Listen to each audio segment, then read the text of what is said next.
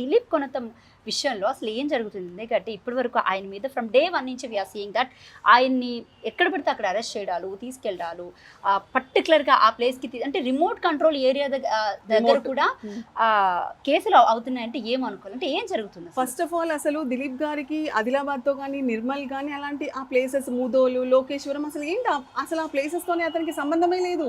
Is nowhere connected. Intentional ఏంటంటే ఏదో ఒక డిజిటల్ మీడియా పత్రిక ఏదో పోస్ట్ చేస్తుంది అనగానే ఆ ఇష్యూని తీసుకొచ్చి దిలీప్ గారికి అంటగడుతున్నారు. ఒక్కటే ఒక ఇనీషియల్గా ఎట్లా స్టార్ట్ అయిందంటే ఆర్టీసీ లోగో ఎప్పుడైతే ప్రభుత్వం చేంజ్ చేయాలనుకొని అందులో మన ట్రెడిషన్ ప్రకారం మన కల్చర్ ఏదైతే ఉందో ఉట్టిపడుతున్న లోగోని చేంజ్ చేస్తున్నారని ఫస్ట్ టైం అయినా ఒక ఏమంటారు పోస్ట్ పెట్టారు. అదొకటే పోస్ట్. ఆ పోస్ట్లో ఫస్ట్ పిఎస్ చిక్కడపల్లిలో కేసు బుక్ అయింది. ఓకే, దాన్ని కూడా ఏంటి మాఫింగ్ చేశారు. ఇన్ఫ్యాక్ట్ అన్ని మీడియా ఛానల్స్ ఆ లోగోని చూపించాయి. ఇట్లా గవర్నమెంట్ లోగోని మార్చిపోతుంది అంటే మార్చడం కరెక్ట్ కాదు, ఇది తప్పు. బికాజ్ ఇది కంప్లీట్గా మన తెలంగాణ ట్రెడిషన్కి సంబంధించిన ఇష్యూలోనే ఉంది. మన సంస్కృతి సాంప్రదాయాలకు అనుగుణంగా ఆ విధంగా చేసిన లోగో దాన్ని మార్చొద్దు అని అన్నారు. సో దాంట్లో ఆ తప్పుడు కేసు పెట్టిన తర్వాత సబ్సిక్వెంట్లీ ఏదైతే మనం చూసామో ఈ 30 కేసులు అన్నీ కూడా అతనికి సంబంధం లేని ఇష్యూస్. అంటే ఆ టైంలో అతను అలా ప్రశ్నించే గొంతు కానీ ఆపాలి.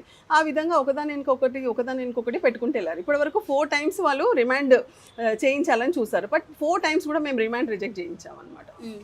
ఇంకా ఈ జర్నలిస్ట్ విషయానికి వస్తే ఏం చెప్తారు అంటే ఓవరాల్గా మీరు ఒక్క విషయం చెప్పండి.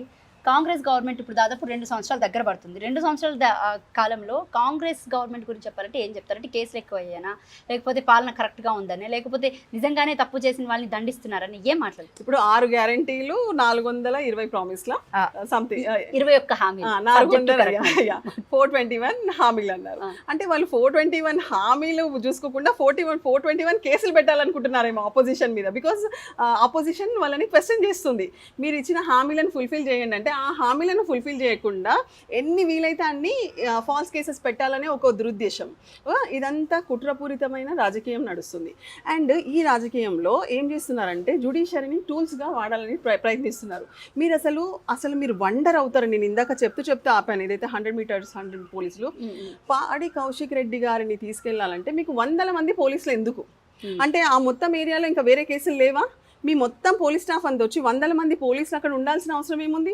కోర్టులో మేము ఎప్పుడైతే రైల్వే కోర్టుకి మధ్యాహ్నం తర్వాత తీసుకెళ్తే you will not believe, first time in our life we face that మమ్మల్ని అడ్వకేట్ కారు ప్రెమిసెస్ లోపలికి వెళ్ళొద్దన్నారు. కోర్టు ప్రెమిసెస్లోకి అడ్వకేట్ కార్ని ఎంటర్ చేయకుండా లోపల చూస్తే మొత్తం పోలీస్ కార్స్ ఉన్నాయి. స్టిల్ సఫిషియంట్ ప్లేస్ ఉంది, ఫుల్ పోలీస్ వాళ్ళు ఉన్నారు. మమ్మల్ని ఒక హాఫ్ కిలోమీటర్ దూరంలో మా కార్లను వదిలేయాలి, మేము అక్కడ నుంచి నడుచుకుంటూ వెళ్ళాలి. ఏంది ఇది అంటే దౌర్జన్యం. ఏం చేసుకుంటారో చేసుకోండి, వస్తే వచ్చారు లేకపోతే లేదు. You are not allowed to come inside the premises along with the car అన్నారు. సో మేము నడుచుకుంటూ వచ్చాము. సో నేను అది ఇమీడియట్గా కోర్టు వారి ముందు కూడా చెప్పాను. మా లైఫ్లో మేము ఎప్పుడు చూడలేదు, మా ప్రాక్టీస్లో ఇన్ని ఇయర్స్లో మమ్మల్ని మా కోర్టులోకి న్యాయవాదులను రాకపోవడం ఏంది? న్యాయవాదుల కార్లు మేము ఎందుకు ఎంటర్ అవ్వకూడదు? ఇప్పుడు మీ పోలీస్ స్టేషన్లోకి ఎట్లాగో రానివ్వరు. మీ పర్మిషన్లు, చెక్కింగ్లు, 10 మంది లేడీ కానిస్టేబుల్స్ని తీసుకొచ్చేస్తారు, మెన్ వచ్చేస్తారు, అసలు ముందుకు వెళ్ళనియరు. అట్లాంటివన్నీ ఎందుకు? ప్లస్ ఇంకొకటి ఏంటంటే అడ్వకేట్లు సెల్ ఫోన్ తీసుకొని వెళ్ళకూడదంట. ఇప్పుడు మేము కౌశిక్ రెడ్డి గారిని కలవడానికి వెళ్ళాం, మీ సెల్ ఫోన్ బయట పెట్టేయమంటారు. అంటే మీరు ఎలాంటి అరాచకమైన పనులు చేస్తున్నారు? ఎందుకు భయపడుతున్నారంతా? మా సెల్ ఫోన్ లోపల తీసుకొస్తే మీకు భయం ఏంటి కాదా? And completely biased police. ఎంత బయాస్డ్ ఉన్నారంటే కంప్లీట్లీ వన్ సైడ్. ఎందుకలా? వాళ్ళు కంప్లీట్గా వాళ్ళ ఉద్యోగాలు చేయాలి, కానీ పొలిటికల్ బాసెస్ని ప్లీజ్ చేయడానికి ఏదైతే వాళ్ళు ఇలాంటి చర్యలు చేస్తున్నారో అది తప్పు. వాళ్ళు సుప్రీంకోర్టు గైడ్లైన్స్ ఏంటనేది చూడాలి, హైకోర్టు ఏం చెప్తుందని చూడాలి, వాళ్ళ డీజీపీ ఇచ్చిన సర్క్యులర్ ఏంటనేది చూడాలి.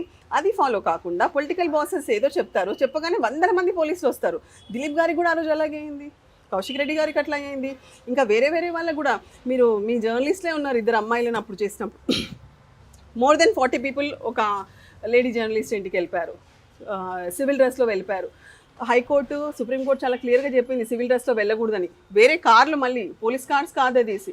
ఇంకొక అమ్మాయి ఉంది, ఆ అమ్మాయి రోడ్డు మీద శంషాబాద్కి అవతల కొత్తూరు సైడు, ఆ అమ్మాయిని ఒక 16 మంది పోలీసులు, చిన్న అమ్మాయి, ఆ అమ్మాయిని తీసుకెళ్ళి అట్లా కాళ్ళు చేతులు పట్టుకొని కార్లు పడేశారు ఆ రోజు. సో ఏంటి అమానుషం ఏంటి ఇదంతా? ఇదన్నీ కూడా మేము చాలాసార్లు కంప్లైంట్లు డీజీపీకి ఎన్నో లెటర్స్ రాసాం, but no response, no single case book.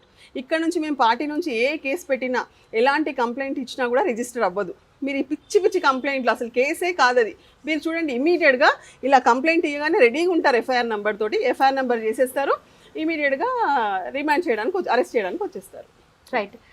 ఇంకొక విషయానికి వస్తే మేడం, రీసెంట్గా అంటే ఇప్పుడు పాడి కౌశిక్ రెడ్డి విషయాన్ని కూడా పక్కన పెడితే కనుక మీ అంటే ఈ 18 months ఎక్స్పీరియన్స్ ఏదైతే ఉందో ఈ ఎక్స్పీరియన్స్ గురించి చెప్పాలంటే ఏం చెప్తారంటే ప్రజలు పడుతున్న ఇబ్బందుల విషయాల్లో కానీ లేకపోతే రాజకీయ నాయకులతో సహాగా ఇలాగ జర్నలిస్టులతో సహాగా అంతెందుకు ఇప్పుడు మీరు నేను కలిసి పెద్దపల్లి పోలీస్ స్టేషన్కి వెళ్ళడం జరిగింది. అక్కడ చెప్పారు మీరు కొంచెం చూసుకోండి కేసు అంటే I came along with both of you.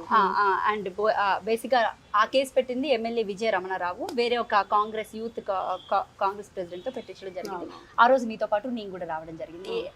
ఆ ఫొటోస్ కూడా సోషల్ మీడియాలో మనం పెడితే ఆ సోషల్ మీడియాలో ఉన్న స్క్రీన్ షాట్స్ తీసుకొని అంటే మిమ్మల్ని నన్ను కలుపుతూ మా మేడంని కూడా దాంట్లో ఇంక్లూడ్ చేస్తూ ఒక కామెంట్ పెట్టడం జరిగింది. Okay, I'm not aware of it. Okay, so అంటే ఇలాంటి వాటి గురించి ఏం చెప్పొచ్చు మేడం? అంటే మీరు ఇందాకే చెప్పారు ఇక్కడ రేపు పొద్దున్న రోజు రాజకీయ నాయకులు ఎవరైతే పీడిత ప్రజలు ఉన్నారో వాళ్ళని మాకు సాయం కోరడానికి వస్తే తప్పకుండా సాయం చేస్తాం, లీగల్ అసిస్టెన్స్ ఇస్తాం. బికాజ్ ఇప్పుడు ఖచ్చితంగా మా బీఆర్ఎస్ నాయకులు కేసీఆర్ గారు, కేటీఆర్ గారు, హరీష్ రావు గారు ఖచ్చితంగా చెప్పారు, ఎప్పుడైతే పీడిత ప్రజలు వచ్చి బీఆర్ఎస్ డోర్స్ నాక్ చేస్తారో మేము కష్టాల్లో ఉన్నాము, మాకు హెల్ప్ చేయండి, ఈ గవర్నమెంట్ వల్ల ఈ పోలీస్ వల్ల మాకు ప్రాబ్లమ్స్ జరుగుతున్నాయి అంటారో తప్పకుండా మేము అందరికీ సహాయం అందిస్తాం. అది జర్నలిస్ట్లే కావచ్చు, పబ్లికే కావచ్చు, స్టూడెంటే కావచ్చు, ఎవరైనా సరే తప్పకుండా. అంటే కావాల్సుకొని చేస్తున్నారని సోషల్ మీడియాలో ఎందుకు ఇప్పుడు నేను ఆ వ్యక్తి ఎవరైతే కావాల్సింది చేస్తున్నారో రేపొద్దున అలాంటి వ్యక్తులు కూడా ఒకవేళ బాధలో ఉండి మీరు ఆ వ్యక్తులు కూడా ఒకవేళ పోలీసుల ద్వారా అయినా గవర్నమెంట్ ద్వారా పీడించబడితే తప్పకుండా అలాంటి వ్యక్తులకు కూడా మేము సహాయం చేస్తాము.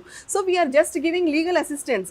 మీకు అగెయిన్స్ట్గా ఎలాంటి ఏమంటారు తప్పు అన్యాయంగా మిమ్మల్ని జైల్లో పెట్టకూడదు, అన్యాయమైన కేసులు మీ మీద పెట్టకూడదు. సో అలా మా దగ్గరకు వచ్చి మమ్మల్ని హెల్ప్ అడిగినప్పుడు తప్పేముంది చేయడంలో? వీఆర్ జస్ట్ గివింగ్ లీగల్ అసిస్టెన్సే కదా.